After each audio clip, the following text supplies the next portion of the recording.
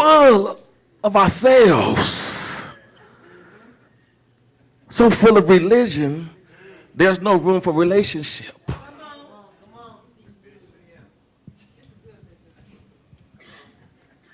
Jesus said, why are you so fearful? Some of us are afraid of failure. And then some of us are afraid of success. You're afraid of being the first one in your family to go to college. The first one in your family to be self-employed. The first one, you're so afraid that every time opportunity presents itself, you sabotage it.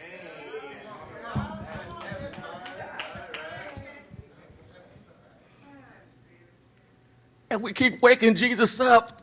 Jesus. What I love about Jesus, he woke up and he dealt with the problem. But what I love about Jesus, he didn't deal with the effects. He dealt with the cause. God, I ain't got no job. He said, because you're always late. You're lazy. He got to deal with the cause. See, we want Jesus to deal with the effects, but Jesus said, no, I'm going to deal with the cause. Throw your hands and say, God, deal with the causes of my life. What causes me to act like this? What causes me to do the things I do? What causes me?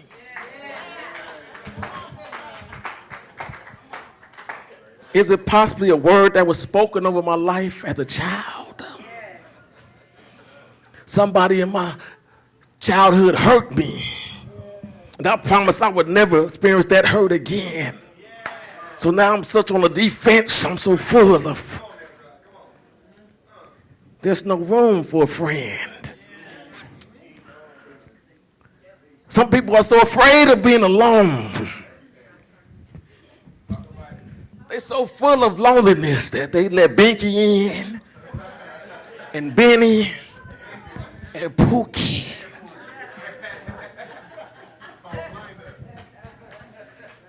Let's deal with the cause. The cause. What caused the hurt? What caused the pain? What caused the disappointment? What caused the letdown? See, church, we always like to deal with the effects. I'm going to prove it to you. We want to deal with the effects of homosexuality in the church. We want to condemn the homosexual. The effects. But we don't want to rebuke the cause. We got these nasty preachers and parents touching their kids as babies, and boyfriends and girlfriends and uncles, and we got family secrets. Let's deal with the cause. Rebuke the cause. They've been a victim once, and then they come to church and get victimized again. Jesus rebuked the cause and said to the effects, peace be still. You ain't got to worry about that happening to you no more. But we want to deal with the effects. Look at her. Look at her. Never concerned about the cause. Turn to your neighbor and say, you're so full of it.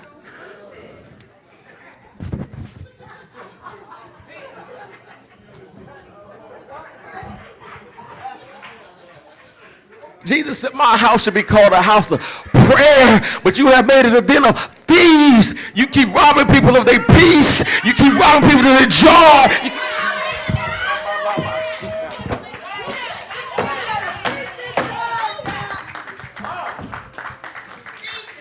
He got up and rebuked the cause. And he said to the effects, peace, be still. God, deal with the storms in my life. The storms, some I've created. God, deal with the cause. Deal with the storms in my life. It keeps getting the boat full. And even though it's a new year, but some of us, it doesn't feel like a new year. It's just another year because we keep doing the same things and expecting a different result. God, I don't have no money. He got to be 6'9". Where'd you get that height from? He got to be 5'10". She got to be 36'20". God said, where are you getting this stuff from? Oh, you compete with your brother. You compete with your sister. The cause. Let's get to the cause of the thing. We have so many principles. We're so full of it. Jesus said, he rebuked the wind and said to the sea, peace be still. So he dealt with the problem. Then he went to Peter and said, why are you so fearful? God has not given us the spirit of fear. The same God that took care of you in 2018 is going to take care of you in 2019. The same God took care of you in 2000. He's the same God. And he's on the boat.